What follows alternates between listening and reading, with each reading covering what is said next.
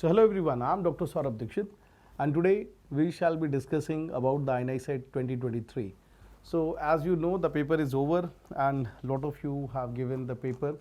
So first of all, the paper is over, the exam is only exam, so don't take it too seriously. You may have done good, you may have not been able to perform good, but remember, whatever you have done will always be an experience for you. So if we talk about the exam of 2023 November session, the questions this time were quite unanticipated. So mostly if you see the last trend of the exam, so they've broken that taboo and just come up with a totally different pattern. GIT was hardly taken as 10 to 20% in the, you can say, share, but this time it was GIT and urology. Usually INICET was famous for its trauma, for the general surgery. Yes, there were questions from general surgery, but not very much. And when we talk about trauma, there was no question. So yes, they kept that reputation that at least there was a question on burn, but still that was a very unusual. And there were some questions which are a bit tricky. So let us try to understand this. So let's start the discussion. So I have just tried to just define which topic and then subtopic also. So if we see the first question, this is what is very interesting. It's a question on the incision. So there was an incision which was, people were saying that there was the incision was near the pelvis, along the lateral side going towards the pelvis, whatever they were saying. But if these are the options, if you talk about what is Robson's incision, right subcostal incision, what was a Kokal's incision, right subcostal, done for the CVD or the open gallbladder surgeries. Then what is the classical Maillard surgery incision? So this is umbilicus, so low transverse, straight transverse incision. So low straight transverse, this is the Maillard incision that we make. Then what about the Kokal's incision? We have seen. What about the Robson's incision? Nowadays we don't perform this incision, but remember, drawing it with the lilac color. So this is a paramedial. So paramedial incision, and this is a classical Robson's incision. So Robson's incision is a paramedial incision, and then we take it towards the Ziffy. This is what is a Robson. And then the incision that was asked today was the Gibson. So they had made an incision, and this incision is a Gibson's incision used for doing the renal surgeries, basically for exposing the ureters. This incision is really very important. So Gibson was the answer that was marked. This was a straightforward question. It was an easy question. Next is, we had a question from the liver transplant section. In which of the following cancers liver transplant is possible even if there is secondary? Try to understand. We have colorectal cancer with liver mets. So there is an entity which is known as colorectal metastasis with the, you can say, with the liver mets basically. So there is a possibility if you have a colon or a rectal cancer, you may be having an isolated mets over the liver also. But in case of ovary, if you expect the liver metastasis, there will be metastasis into the bones also, into the lungs, into the brains. Same is the case with melanoma, same is the case with breast. So isolated liver metastasis are seen in case of colorectal cancers, and thus this is a very easy straightforward question. The next is, we had a question on the gallbladder, basically GIT, and this time gallbladder. I don't know how it has happened that selected random with the help of AI. So AI has picked up these 3-4 questions from the gallbladder itself. Every topic of gallbladder was stressed this time. A patient underwent cholecystectomy. The histopathology reveals invasion into the muscularis. So this is invasion into the muscularis. What is the next best management? Try to understand. T1A tumor, this is into the mucosa, and T1B, it is into the, you can say, muscularis mucosae. So this is what is very important, or you can say perimuscular also. This is what is very important. So T2B, T3, T4. Remember, whenever we talk about T1B onwards tumor, T1B onwards tumor, this is what is very important, and they all require radical cholecystectomy. Remember, when we talk about T2, it is into the muscle. T3 in going into the segment, isolated invasion into the liver, and when you talk about T4, it is into the local structures more than, you can say, 2 organs are involved in this case, or sometimes it is also going into the portal vein, hepatic artery. All these things are very important. When we talk about the management, radical cholecystectomy, what is radical cholecystectomy? Cholecystectomy with 2 centimeter wide local excision of the gallbladder fossa. This is what is very, very, very important. When we talk about why we do, we want a healthy margin. If this is not able, we may also go for extended cholecystectomy. When we talk about extended cholecystectomy, it is nothing but removing the gallbladder, and along with that isolated extension into the segment 4B and 5. So you are going to remove the segment 4B and 5 also, and this is what is very, very, very important. So had it been a T1A, I would have done, the treatment is done. But since it is a T1B beyond tumor, so I will have to go for the radical wide excision of the fossa, and this is what is very, very, very important. Remember, these are memory based recall. I have not given the paper, so this is not my recall. So I again apologize, because this is all what I have gathered from the students. You people have given the exam, you people have suggested the things. So sincere apologies if something is not matching here. Again, there was a question on the testicular tumors. This time again, carcinoma testis or testicular tumors were ruling. So they had shown a post orchidectomy picture with a crystal. So can you see a classical image of a ring case crystal like image was given. So ring case crystal, if you talk about, so they are part of what? Seminomatous, non-seminomatous, or whatever you say. So they are there are 2 types of tumor. We have germ cell tumors and we have non-germ cell tumors. When we talk about non-germ cell tumors, we have Leydig cell tumors. We have Leydig cell tumors which contain ring case crystals. Remember, these are benign tumors with more than 80% of incidence. So most common non-germ cell tumor is Leydig cell. We have Kohl-Exner bodies. We have Schiller duval bodies. If you talk about the York sac tumor, we will have Schiller duval bodies. When we talk about the Kohl-Exner bodies, we have granulosa cell tumor. Leydig cell tumors, it is the answer. Why? Because they have these inclusion crystals, that is ring case crystals. Seminomas don't have such things. When we talk about question on testicular tumors, there is one more question that was asked. So tumor marker for seminoma, do you know that seminomas are positive for lactate dehydrogenase? They are negative for alpha fetoprotein. They are negative for beta HCG also. They are again positive for PLAP. This is again very, very, very important. And then they are negative for CD30 and they are positive for CD117.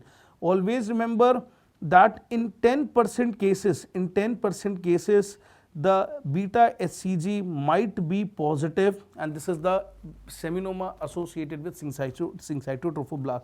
So PLAP would have been the best possible answer here. Next is, next when we talk about, there was one more question from the, you can say from the skin section, cutaneous tumor. This is what is the recall. Students told me that there was a cancer near the eye, so canthus, or you can say the nose. This is a classical area which is known to cause what? Basal cell cancer or rodent ulcer. So rodent ulcer or basal cell cancer was asked in the image. So we shall be discussing about the cancers, or we shall be discussing in depth about them in the later session, but right now I need to discuss what was the question, what are the options. So basal cell cancer, this is a typical area which is known to cause these cancers. Now when we talk about the groin hernias, basically there was a question, the fibers of internal oblique. Again I emphasize on this part that if you see the nice parasagittal view, so this is the external oblique which falls to form the external oblique aponeurosis.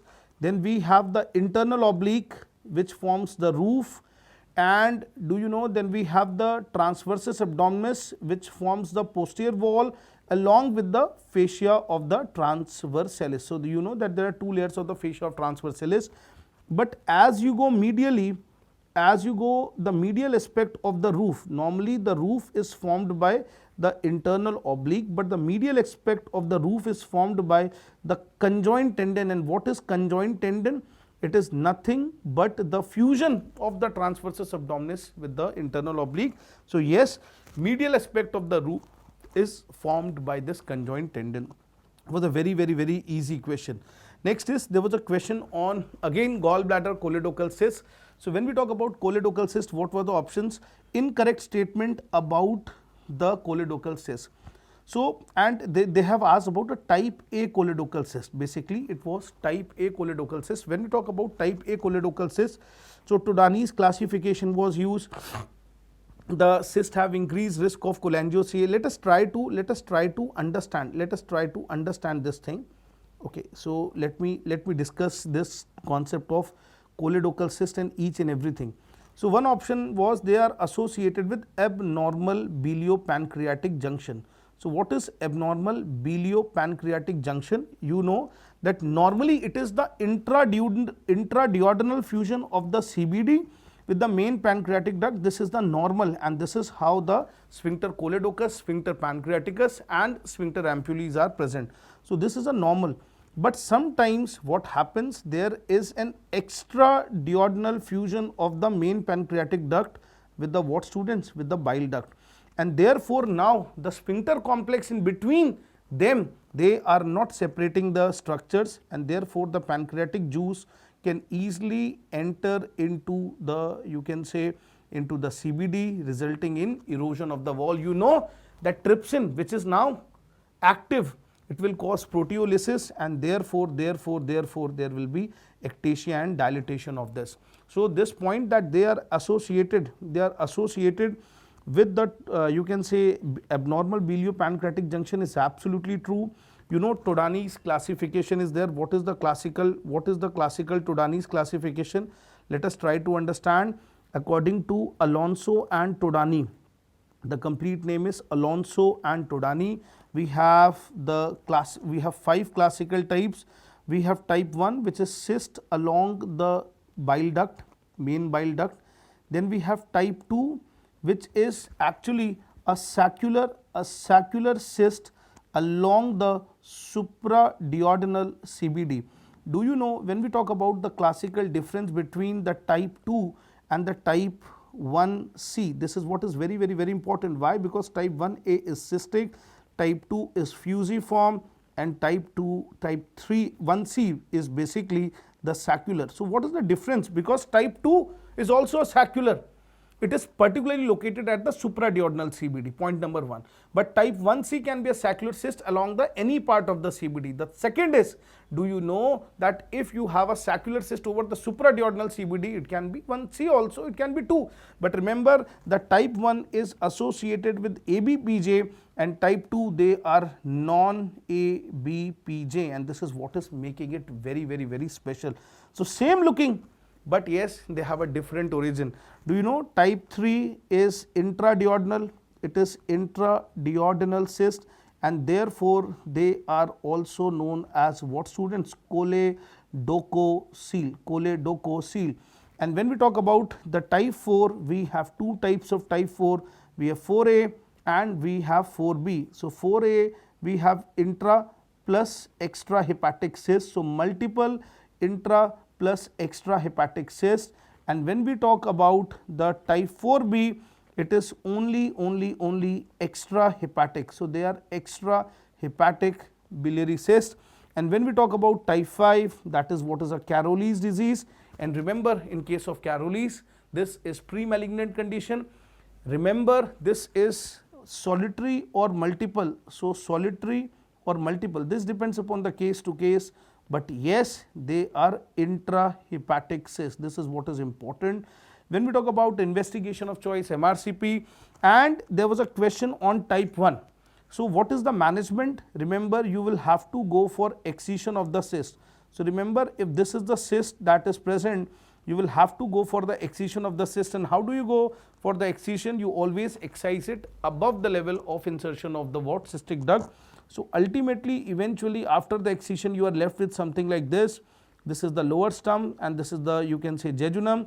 What you will bring? You will bring the another loop of jejunum and do a what? Hepatico-jejunostomy. So remember, excision plus Roux-en-Y hepatico-jejunostomy is the management, not the management that is reflected here.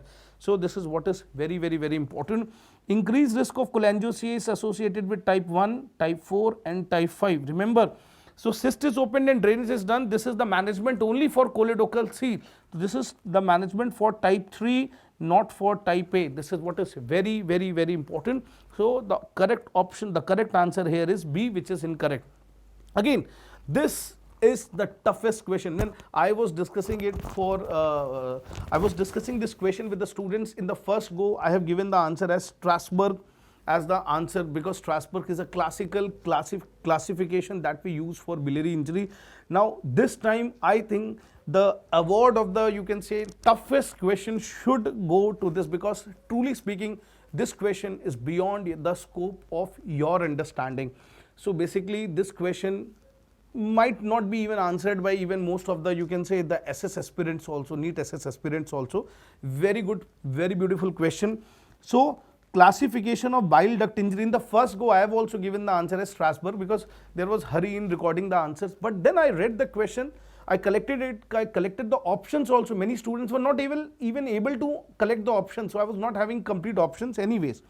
So classification of bile duct injury, taking the location, all of them are bile duct injury classification. We have Stewart Way classification for biliary injury, we have Hanover, we have Strasbourg and Bismuth individually also.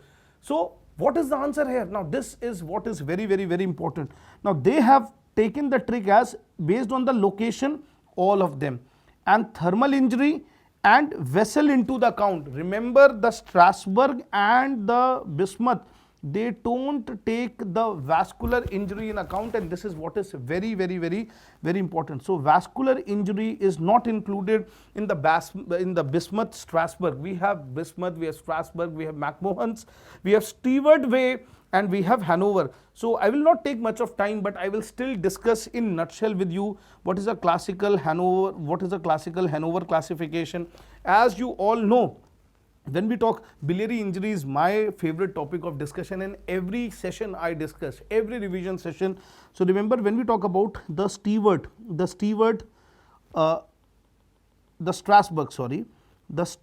many students were not even able to recall the, you can say, names. So Strasbourg Bismuth classification, we have 4 grades, A, B, C, D and E. That is 5 basically. The E is associated with the stricture, the D is associated with the lateral wall injury, the C is associated with the segmental duct injury with leak, and remember the B is associated with segmental duct injury with blockage, Remember, very same classifications are there. And type 1 is a cystic stump leak. So cystic stump leak or minor duct injury, Now what is very important is the another classification which I shall be discussing is what is the concept of Stewart Way. Now this is again very, very, very important. Stewart Way classification of laparoscopic biliary injuries. Now try to understand, this option is also correct and the Hanover option is also correct, and this is what is very, very, very important. I want you to understand there are 4 grades in, you can say, in the Stewart Way. Stewart 1, where there is only incision of the, you can say, bile duct, but the major injury is avoided. This is what is very, very, very, very important. Remember, what is type 2? There is tangential injury, of the bile duct or the vessels also. Type 3, there is transaction of the what, students, of the bile duct, and this is what is very important.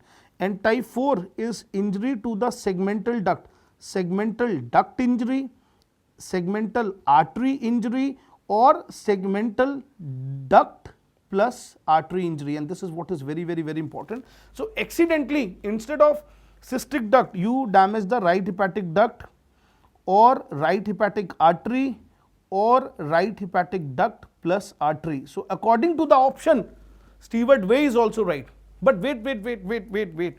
We have one very important thing, very important classification coming off for you, that is Hanover's classification for the biliary injury. Now this is again very important, just like we have it for like Strasbourg bismuth, we have a Hanover classification, type A, type B, type C, and type D, and type E. There are 5 types. So what is type A, students? It is peripheral biliary injury. When we talk about peripheral biliary injury, what do you mean by? Remember cystic stump injury or bile leak at the fossa of the gallbladder. This is what is very important. Then what is type B? It is segmental duct stenosis, So you can say biliary stenosis also. So ductal injury with stenosis, duct stenosis. Now when we talk about duct stenosis, why is this duct stenosis? Because of the clipping. Basically you have clipped the structure, the same thing that we were doing here. When we talk about the type C, what is type C? They are tangential injuries. When we talk about type D, they are nothing but transactions. And when we talk about type E, they are about the strictures. Now you will say, sir, what about the vascular component? Remember in C and D, we have further divisions, like we can have it as C1, we can have it as C2, we can have it as C3, we can have it as C4. Now this is what is very important. When we talk about C1, less than 5 mm puncture, this is less than 5 mm puncture. What is C2? More than 5 mm below hepatic bifurcation. So below hepatic bifurcation, this is important. Bifurcation. Remember, this is at hepatic bifurcation. So this is again very important. And then above hepatic bifurcation. So hepatic bifurcation is again a very important. So suppose it is injury of the right hepatic duct where you have transected, it will be a C4. Now along with that, here comes the vascular play. So it could be D. What is D? We add a, you can say a suffix D to this. So D means it is a right hepatic artery injury. Then we can write S. What is S, students? It is a left hepatic artery injury. Then we can write the P, that is hepatic artery proper. So proper hepatic artery, or you can say common hepatic artery injury. Then we have C, that is if you have injured the cystic artery. And then we have PV or P, that is for the portal vein. So portal vein injury. So this is what is very important. So you do C, you can write C4D, C4S. This is what is very important. When you talk about the transactions also, this is again very important. So when you talk about the transactions, what are the types of transaction? Remember, transaction is D1, D2, D3, D4. What is transaction? D1, it is clear transaction without any gap. This is what is very important. So transaction is there, but the tissue is maintained. Remember, transaction below the bifurcation of what? You can say below hepatic bifurcation with gap. Remember, be it with gap, be it without gap, at the bifurcation, and this is above the bifurcation, and this is what is very important. When we talk about the E, this is again interesting. E is less than equal to 5 mm circular, or you can say annular stricture. So this is again a unique type. Try to understand, if they have asked this, anything can be asked, you should be knowing this. So this is E1. What is E2? More than 5 mm, longitudinal stricture. I shall share with you the image also. Just try to understand. So main duct stricture less than 5 mm, main duct stricture more than 5 mm, that is a T2. Then if it is involving the hepatic bifurcation, so try to understand, this is at bifurcation, and E4 is the segmental duct stricture. So this was the toughest question this time, and if you ask me, I would say D is better answer than C. So Hanover classification of biliary injury is the far better answer than D. Again students, let us try to understand which is not a risk factor for gallbladder. This was an easy question. Porcelain gallbladder, you should remember porcelain gallbladder, this is one. Then Salmonella typhi, this is one. then you should know gallstones, then abnormal biliopancreatic junction, then we have radiations, then we have PHC, and then we have polyps also, polyps. Remember, but in polyps more than 10 mm. So here if you see more than 10 mm, no, it is less than 10 mm. However, this is controversial because in Indian subcontinent, you can say if you see India, Pakistan, Bangladesh, it has been seen that even at size more than 7 mm, the risk of malignancy rises. So for them, 7 is a cutoff. However, for international media, for international medical, you can say system, we follow the cutoff of 10 mm. So the best answer here is C. I would have said all of them if I would have gone for a debate in a conference, but yes, at your level, I would choose the best probable answer. Again, it's a question on adrenal gland. So when you talk about the adrenal gland, you know that right adrenal is actually the pyramidal and the left adrenal is what, students? It's a crescentric or lunate. Remember, the left adrenal is closer to the tail of the pancreas, yellow. Remember, they are retroperitoneal organs, but it is the left adrenal which is semilunar. So either it should be right adrenal is pyramidal or left adrenal is semilunar. So this is the false answer here. Again, a very, very important. So urology, you had 2 questions from adrenal. I'll discuss one more.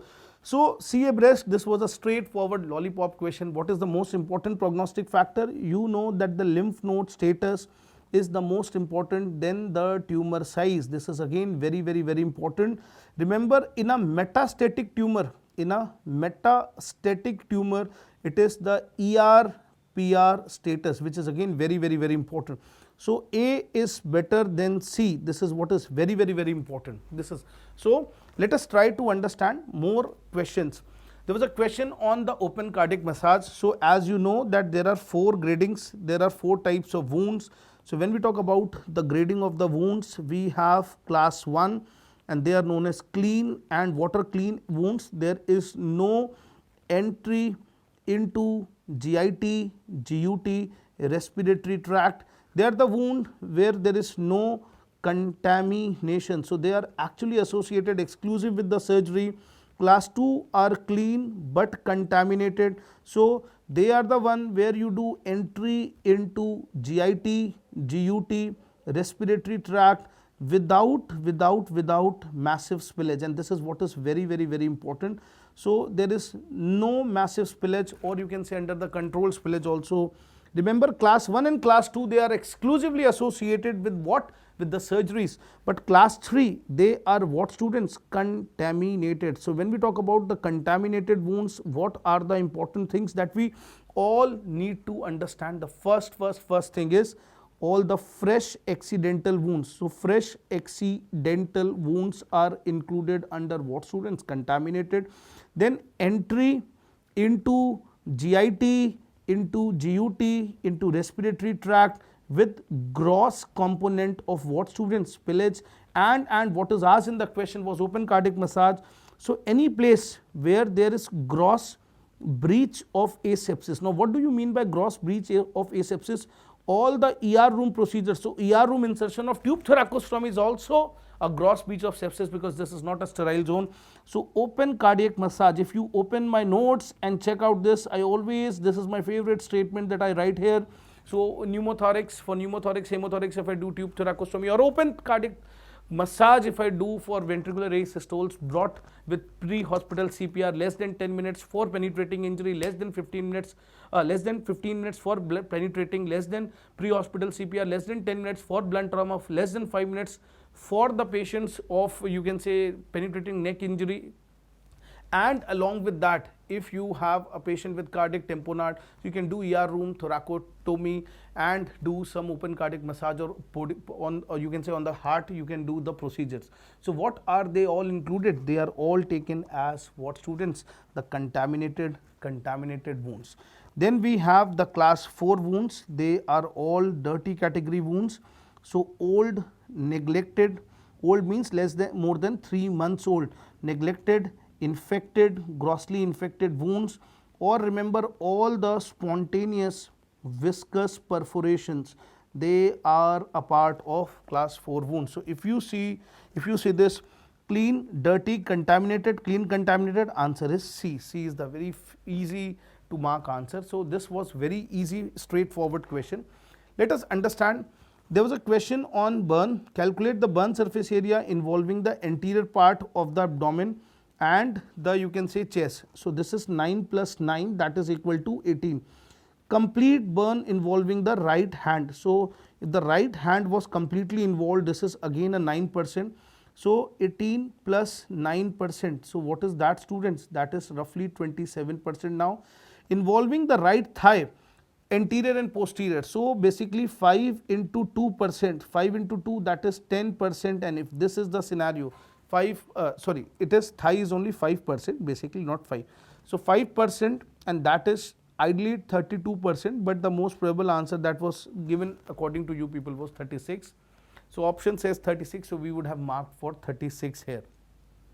Then there was a question on localization of parathyroids. So when we talk about the localization of parathyroids, try to understand the SPECT is a test for ectopic parathyroids, but try to understand SPECT with system EB is having a significance value with not without system EB. So either it should have been this, or it should have been system EB, which is sensitive for parathyroids, plus technetium 99, which is actually sensitive for what? The thyroid. So we do a dual isotope subtraction scan, and that is what is mentioned here. So system EB, technetium subtraction scan, and this is what is best, better than system EB alone also, because many a times the thyroid may be holding the parathyroids inside. So we reduce this image and we are able to superimpose the image of system EB. That is what is the aim behind system EB, technetium 99 dual isotope subtraction scan.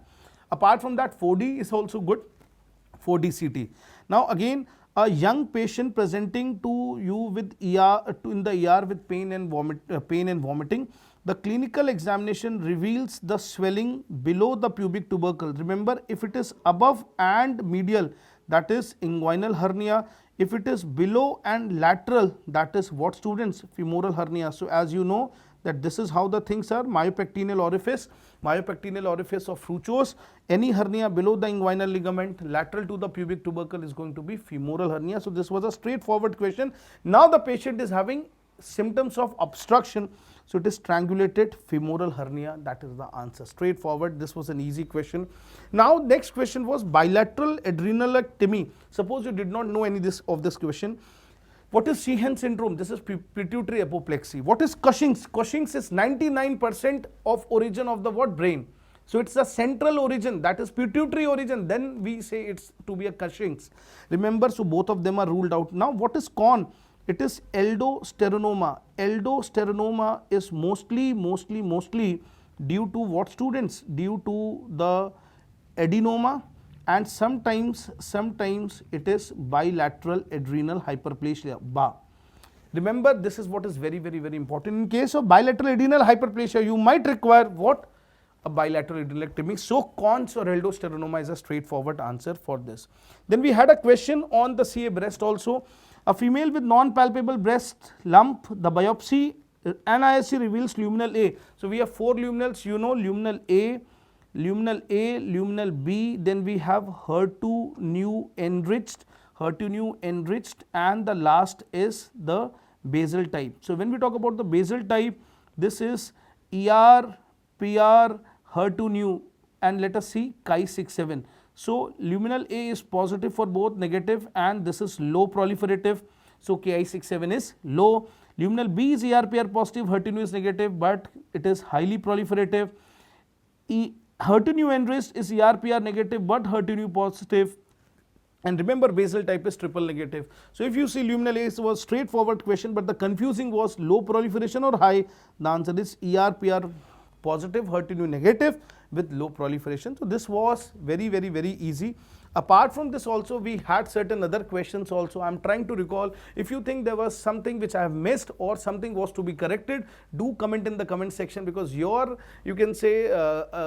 comments will be very beneficial to correct the question and get the exact question, because this is merely a recall, and I tried my level best to, you can say, summarize the questions for you. So those who have given this paper, all the best for your upcoming exams and upcoming results also.